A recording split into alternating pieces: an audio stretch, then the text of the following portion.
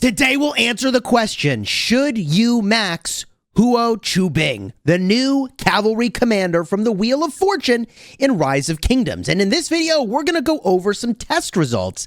These are not theories, but things we actually tested. I'll show you the good, I'll show you the bad, and I'll even show you the ugly. Because, man, some of these reports were actually really surprising.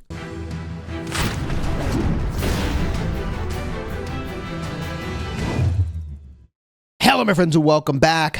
I'm Chisgule Gaming, and today I want to answer the question, should you max Huo Qubing? Because I actually went in and did it on my restart account. I don't know what I was thinking. I had almost 1,500 gold had saved up, and I was like, hey, you know, I could max a commander, sure. But I already had Nevsky and Joan. So if you already have Nevsky and Joan, aren't you already in a good spot? So depending on how many cavalry marches you have, you might want to work on Huo Qubing, or you might want to pass on him. In this video, I'll give you the answer to those questions, and I'll just give you the shorthand answer up front. And by the way, if you like that sort of thing, do me the honor of throwing a like on the video and consider subscribing to the channel for Rise of Kingdoms guides and videos designed to help you get value and smash your enemies. If you have one cavalry march, you're good with Nevsky Joan. Yeah, maybe Huo is better. But if he's better, he's not that much better. We certainly couldn't see it. And if you have two cavalry marches, you should upgrade to Huo Qubing. He is going to be an upgrade from your XY if you're using XY. And if you're not, he'll definitely be an upgrade from what you have. From there, if you're using three cavalry marches, as I was saying in my live stream yesterday where we tested all this stuff, of course you're going to use this commander. He is very good. Now, in my restart account, I only have one cavalry march. I only have one set of cavalry equipment, one set of cavalry armaments. So the fact that this conclusion is what it is pretty bad for my account here, because I'm going to have to figure out how to rearrange my equipment and my armaments if I want to use two cavalry marches. Otherwise, I end up in this weird place of, well, who do you bench? Is it Joan? Is it Nevsky? So to answer that question, I think we need to look at the test results and talk about what the heck actually happened here. Now, we tested in an Ark of Osiris practice match. Big shout out as well to the folks who were testing with me, and also Bladada, who maxed Huo right away. Now, in these first couple battle reports, I don't actually know if we waited the requisite 30 seconds for Huo Qubing to actually get the benefit of his skill that gives you 150 less rage requirement, that makes it so you do more skill damage. So these first couple reports, we just kind of ran it out really quickly, and then chat was like, bro, don't you need to wait? I was like, oh yeah, you're right. So I brought Sargon with Skippy Africanus. Bladada has Huo and Joan, and the Huo Joan lost, and we were like, oh no, this is bad. And I battled Huo and Joan into Nevsky Joan, and I lost there too. I was like, oh god, this is really bad. But this is when we figured out, hey, hold up, Chisgule, it's going to be okay. You got to wait the 30 seconds, all right? So once we started waiting the requisite 30 seconds, things started to look up a little bit. 21,500 to 24,000 against the XY Nevsky. I think that Huo Joan seems cool, but I'm going to talk about my reservations with that in just a second.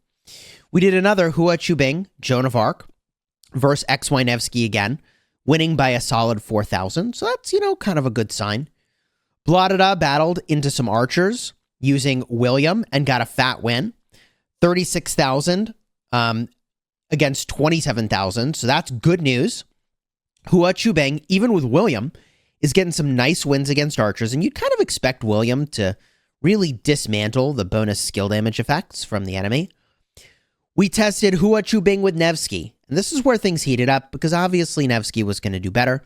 I battled against a Budakazuge Liang, and I won, but barely. By like 2,200 sev wounds, I ended up winning here. It's not a big win, to be honest with you. From there, another Sargon Skippy report into Huo Nevsky, and I mean, the Huo with Nevsky won, but like barely won against the infantry. And I mean, you'd kind of expect that, right? From here, I used Huo with Alexander Nevsky, battling against Nevsky double relic Minamoto. We can look at the troop buffs and just confirm that real quick. 60% of stats is a big deal. This was a pretty good indicator, though, on the power level of Huo, because Minamoto previously was going to be your number one single target DPS hero. The fact that Huo with Nevsky was doing so well is a good indicator that, like, obviously it's going to be stronger than your Minamoto. Although Minamoto does have a good debuff. So 17,000 to 27,000 is a good indicator. And previously your best cavalry rally was Nevsky with Minamoto. It's not Nevsky Joan. Every time I see Nevsky Joan, I'm like, wow, you actually don't know what you're doing. Okay, weird. The double relic on Minamoto with the single target damage is kind of nuts compared to the Joan. So this kind of signals to me it is possible that Huo with Nevsky could be a good rally, especially compared to the Nevsky Minamoto. From here, we use Huo Qubing with Nevsky against Nevsky Mehmed. Now, in this report, Mori didn't bring the extra troops, so this technically doesn't count. We'll run another one against Mori. This time, he does bring the extra troops afforded by the Mehmed, and it's still a really positive report for the Huo Nevsky. So, Huo is looking good. He's looking like he's definitely in the top 4. The question is, okay, but is he in the top 2? And I'm still not sure. From here, I've got a Sargon Skippy report battling into Huo with XY. People really wanted to see this. It did not do great. I did not think it would do great. XY secondary does not seem like the play to me for Huo. 20,500 to 27,700.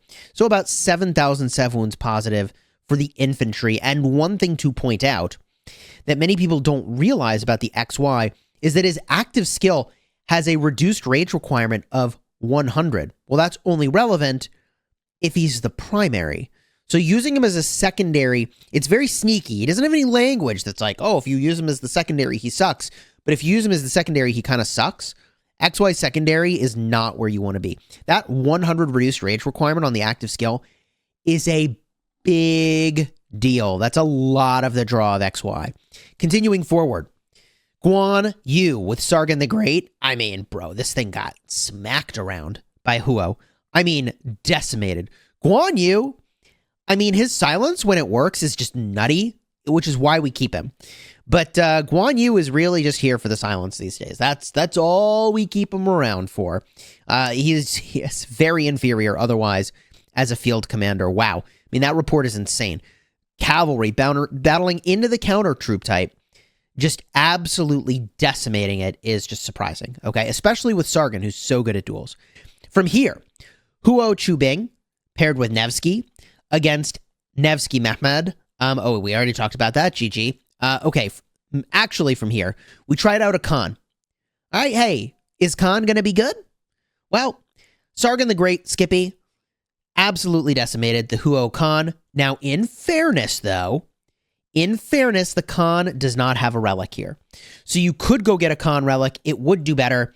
And it would, I mean, I don't know. It might be a 5,000 sev wound differential instead of a 10,000 sev wound differential. But I just don't think the Khan is really where it's at. And that's been the case for a long time, but people just want to see it, you know? XY with Minamoto against the Huo with Joan. 17,000 to 26,000. 9,000 sev wound differential here is pretty brutal. Sargon the Great Skippy battling into Huo with Minamoto. And by the way, that is a double relic Minamoto for the extra 60% of stats. And, you know, the infantry just slayed it, which was kind of surprising to me. Like, I thought the cavalry would kind of do better, but they didn't. And hey, I mean, this infantry combo is really good. We ran that infantry combo again against the Huo Saladin. I did not think Saladin would be good. He is not good in this situation. I think that if you run many cavalry marches, we talked about this on stream, that like XY with Saladin is a thing you're not thrilled about doing, but if you run a lot of cavalry, you could do to sort of give XY a little more staying power. But, you know, 10,000 sev wound differential here is not a good outcome for the Saladin. So I don't think he's really in the running for use with Huo. And by the way, that is with the extra 10% attack and 10% march speed. From here, we got a lot of reports here. So chat was saying, oh, duels don't teach you anything. You need to do a 5v5. So we did a 5v5. And the funny thing about this is that the second we finished the 5v5, chat was like, oh, but 5v5s don't teach you anything. I was like, okay. So we learned nothing from anything. That's the takeaway here. But we actually did this duel and targeted the Huo last. Okay? So the Huo lived the longest and did some big damage. In fact, the most damage, 29,000 sevs to 76,000 sevs. I can show you I also brought Trajan Ethel, 15,000 to 37,000. That March did live toward the end there. Then I used a Sargon CJ, and that was 31,000 to 41,000. I also used a Budakazuge Leong that got targeted very early, 31,000 to 25,000, so I got a little wrecked. And my Guan Sargon got absolutely shredded, 34,000 sev wounds received to the 14,500 I dealt, okay? But we left this Huo around so we could do a number of things with this report. One is that we could look and see, like, how do his mechanics work? And he has some weird mechanics about leaving combat that we're going to talk about later in this video, and we'll draw conclusions. But the thing I want to tell you about Huo and specifically his sort of heal ability that he does is that I think he does need to get the killing blow on the target. So this is a little bit weird, and we'll talk about this more in just a minute with the pairings, okay? And we'll get to some pairings. From here, Skippy CJ against Huo with Nevsky got absolutely shredded, okay? 32,000 to 18.5, brutal outcome. From there, Huo Joan battling against Huo William. Just wanted to see what would happen. The Joan won, but like barely won. Barely. Okay, then we did Huo Joan against XY with William, and the Huo Joan shredded it. I mean, XY, it's time to bench him if you have 2 cavalry marches, in my opinion. And then, at the start of the video, I said the ugly, because I used Huo Joan against Huo double C, double relic. Many people don't know what that relic does, but it turns out that, yeah, 30% health is pretty good, and bringing the double C up to 1700 damage factor is pretty interesting, and it won. Now, is this a good KVK march? Absolutely not. Remember, we're testing in an Ark of Osiris practice match. It's not exactly the same environment as KVK. And remember that double C here is giving you a lot of attack. He gives you 30% attack over here, and he's also giving you 25% increased attack over here at the cost of defense, which you really don't want. So I just don't think this is actually the jam. We can call this an anomaly. All of this testing, by the way, was done without equipment so that we could try lots of different combos, move stuff around, and not have to worry about who's got what equipped. And I do think that equipment could slightly change the calculus. But let's get down to the brass tacks. What is the best talent build for Huo Qubing, and what are the best pairings? And I think the obvious best pairing you're looking at is Huo with Nevsky. And like, that combo does so much damage, it's really crazy. Granted, it's kind of a greedy march, I guess. Like, it's single target damage.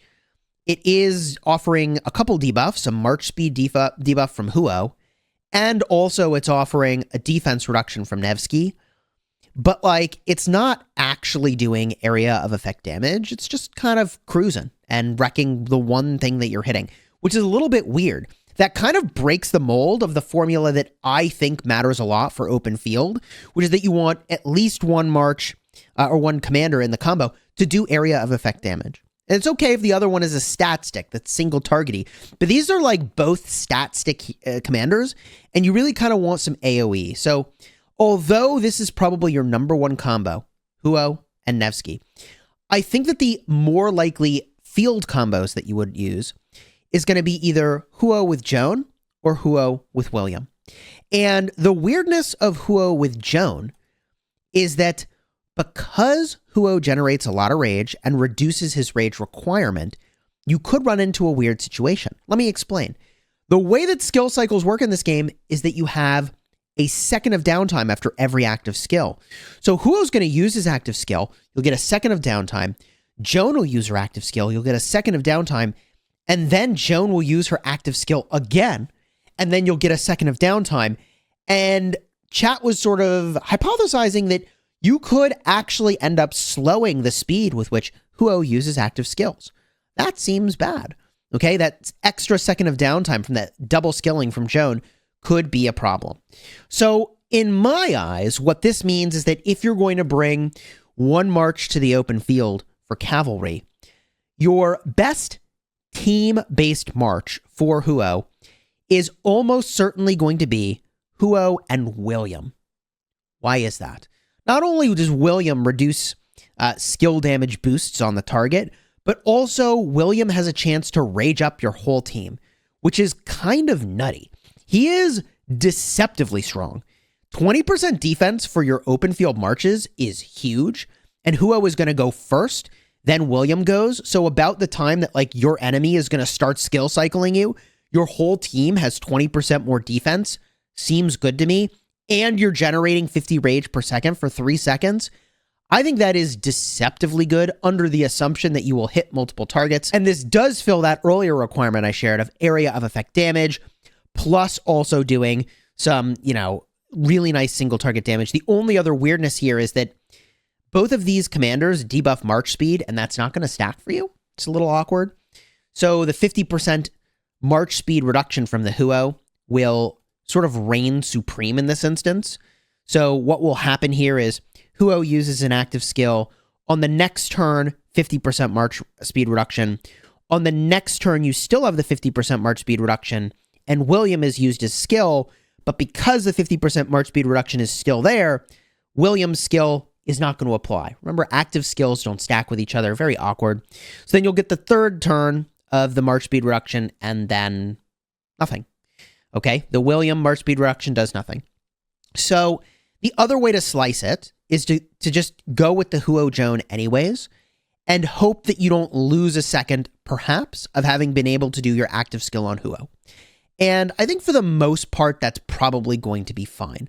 Like if I run a march home and run it out into the field, we can test this right now on a barb and see if it's really a problem where we think Huo's skill cycle is getting delayed, and I don't think it will be. So in that world, your 2-march combo is either going to be Nevsky with William and Huo with Joan, or you just stick with the old Nevsky-Joan combo and say, you know what, that's so damn good, why would I mess with it? And then you just use Huo with William, right? And that's fine. Or you could use Huo with Mehmed, and that would also be fine, which may be what I end up doing. So if we run out this combo, okay, and we're going to switch to the Joan, and we're going to try to bring actually a lower amount of troops. I guess it doesn't matter if we bring a high amount of troops. Let's just observe the full effect here. Okay, here we go. Let's watch this. Are we actually going to stall ourselves out? There's Huo's skill, second of downtime, Joan, second of downtime, Joan, second of downtime, no. So we're not actually slowing that. I think that it's just not as good as a dueling march, which is why it didn't do as well in the duels. So I think it's probably going to be fine to use the Huo Joan combo. And I think it's likely you might want to use that combo. Why is that? Well, if Huo hits multiple targets with Joan's AoE, you're more likely to get killing blows. And that seems really good, because let's talk about Huo's skills. Huo's skills are pretty weird. And, some of it's easy to understand. 2,700 damage factor and a march speed reduction.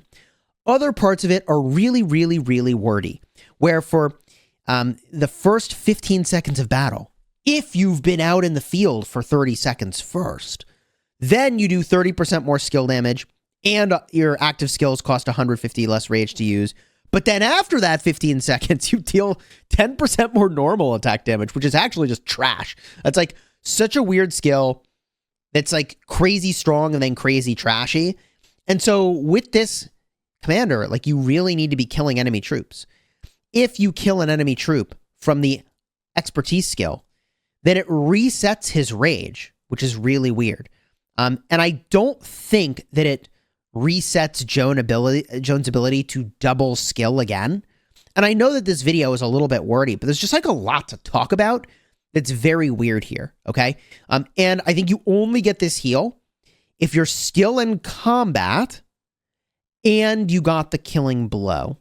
Then I see the heal pop up. But in all the duels, when the duel ended, it didn't heal. It didn't reset the rage, because the combat had already ended, which is a little bit weird. So the other thing that people were debating is, should you use this talent tree, which is the tried and true talent tree for, using your Nevsky, or because things can reset, and you reset your combat, do you want extra damage at the start of combat over here from Rallying Cry?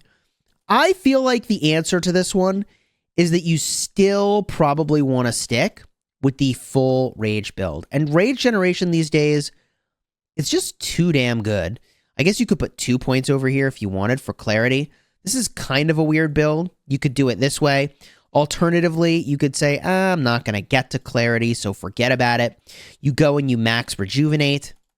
You go and you max these side skills over here. Take a little bit less skill damage, deal a little bit more skill damage, right? So the theory is, if this resets your rage and resets your combat, do you get the Rallying Cry buff all over again, and does that make it worth it, right? And I think the answer to that is also still no. I have a few more talent points I could deploy here. I mean, I guess I could make it so you could chase marches a little bit better.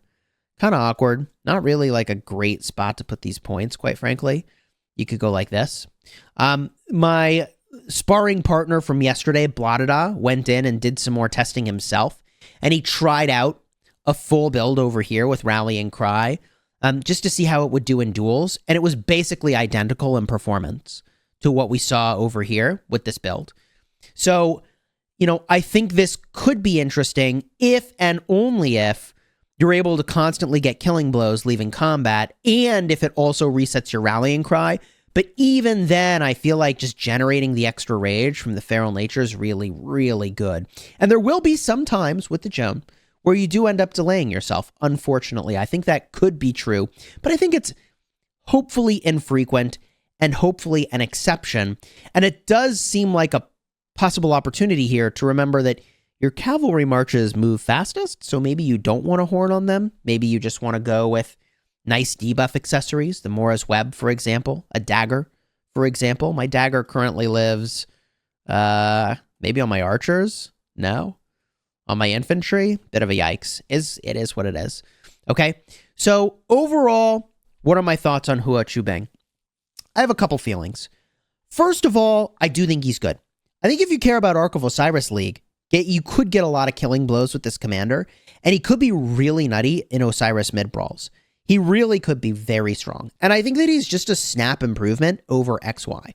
I think he might be relevant to the rally scene, although I think Justinian is going to completely overshadow that, because that is what Justinian actually completely does.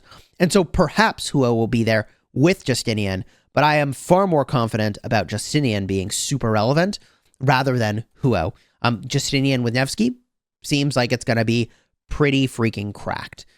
It is possible you do some really weird stuff with Huo and you one-troop your own rally in order to reset his rage and stuff. I don't know, man. It's pretty sus. The whole kit on this commander is a little weird, which is why if you only use one Cav March, I feel like you can pump the brakes. I don't think you have to max him. I really don't. I think you could skip him. I myself am now deciding how the heck do I rearrange my lineup to possibly be a double cavalry lineup, because I maxed a commander I kind of didn't need to max. So hopefully you've learned something valuable from this video and don't repeat my mistake. If you have the Nevsky Joan, you're good to go. And I feel like figuring that out and maxing the commander on the first day just to be able to tell that to you has got to be worth a like and a subscribe to the channel. So thank you for your support. If you want to see the live stream where I tested Huo Qubing, card will be in the end screen for that in just a second. You can see exactly what that looks like. And be on the lookout for a live stream to test Justinian. I'm quite confident someone in my kingdom is going to max him the very first moment he's available. You're not going to want to miss it.